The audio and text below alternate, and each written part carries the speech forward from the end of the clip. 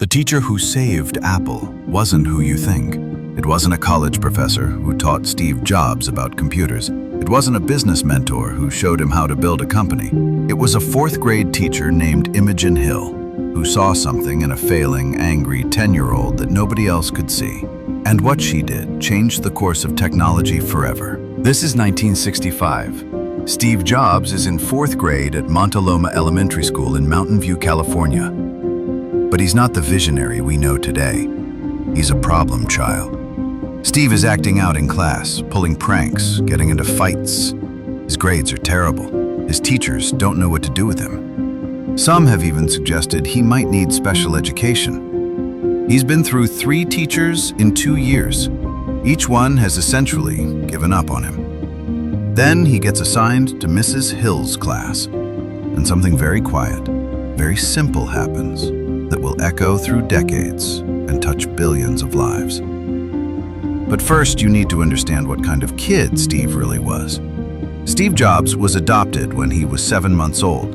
His birth mother was an unwed college student who couldn't keep him. His adoptive parents, Paul and Clara Jobs, loved him deeply, but Steve knew he was different. By fourth grade, that feeling of being unwanted had turned into anger. He was brilliant, everyone could see that, but he was also bored, frustrated, and acting out in ways that made teachers want to avoid him. Steve would later say that most of his teachers saw him as a problem to be managed, not a person to be understood.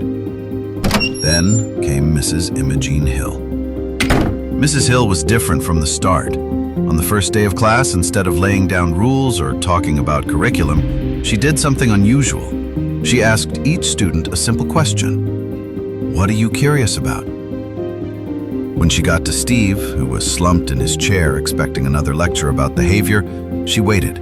She didn't rush him. She didn't move on to the next student. She just waited for his answer. Steve mumbled something about how things work. Instead of dismissing this vague response, Mrs. Hill leaned in. What kinds of things? And for the first time in months, Steve started talking. He talked about taking apart radios with his dad, about wondering how television signals traveled through the air, about why some materials conducted electricity and others didn't. Mrs. Hill listened to every word. Over the next few weeks, something remarkable began to happen. Mrs. Hill didn't try to fix Steve's behavior problems directly. Instead, she fed his curiosity. When he finished his regular assignments, which he could do in half the time of other students, she would give him special projects. Not busy work, but real challenges that made him think. She brought in broken electronics for him to examine. She arranged for him to spend time with the school's maintenance staff, learning how the building's systems worked. She found books about inventors and engineers and quietly placed them on his desk. That here's the most important thing Mrs. Hill did. She never made Steve feel like his curiosity was a problem to be solved. She made him feel like it was a gift to be nurtured. There was one moment that Steve would remember for the rest of his life. It was October, and the class was studying basic mathematics. Steve had finished his work early, as usual, and was getting restless. Instead of telling him to sit quietly or giving him more of the same work, Mrs. Hill walked over to his desk with a small cardboard box.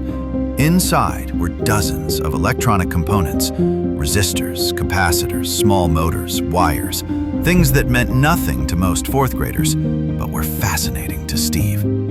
She set the box down and said 6 words that changed everything. I wonder what you could build. Not, here's what you should build. Not, follow these instructions. I wonder what you could build. For the first time in his young life, Steve felt truly seen. Not as a problem student, not as someone who needed to be fixed or controlled, but as someone with unique gifts that deserved to be explored. He spent the next 3 hours after school in Mrs. Hill's classroom, sorting through components, asking questions, beginning to understand the basic principles of circuits and electricity. Mrs. Hill stayed with him the entire time, not because she had to, but because she was genuinely interested in what he might discover. That year in Mrs. Hill's class transformed Steve completely. His grades improved dramatically. His behavior problems virtually disappeared. But more importantly, his sense of himself changed. He began to see his restless energy and intense curiosity not as character flaws, but as superpowers. Mrs. Hill had given him something more valuable than knowledge. She had given him permission to be himself. Years later, when Steve was building Apple, he would often talk about the importance of that fourth grade year. He said that Mrs. Hill taught him that the most important questions weren't the ones with predetermined answers, but the ones that led to discovery. She taught him that being different wasn't something to apologize for. It was something to cultivate. And she taught him that one person's belief in your potential could be more powerful than everyone else's doubts combined.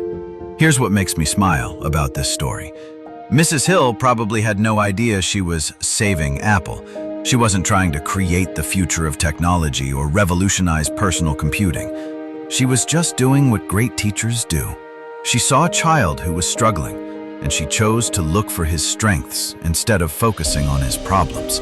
She asked him what he was curious about, and then she created space for that curiosity to grow. And in doing so, she planted seeds that would eventually become the iPhone in your pocket, the computer you work on, the innovations that have touched billions of lives. Maybe someone watching this needs to hear this today. Maybe you're thinking about a young person in your life who seems difficult, restless, or hard to understand. Maybe you're remembering a time when someone believed in you when no one else would. Or maybe you're the one who needs someone to ask, "What are you curious about?" Mrs. Hill's story reminds us that belief is not just encouragement, it's recognition. It's seeing potential that others miss. It's creating space for someone to discover who they really are. We all have the power to be that person for someone else. The teacher, the parent, the friend, the colleague who asks the right question at the right moment, who sees gifts instead of problems, create space for curiosity instead of demanding conformity. You don't have to be changing the world to change a world. You don't have to save a company to save a person. Sometimes the most revolutionary thing you can do is simply ask someone what they're curious about and then genuinely listen to their answer. Because you never know what they might build with that belief. You never know whose apple you might be saving. The question is, who in your world needs someone to wonder what they could build? Maybe it's time to find out.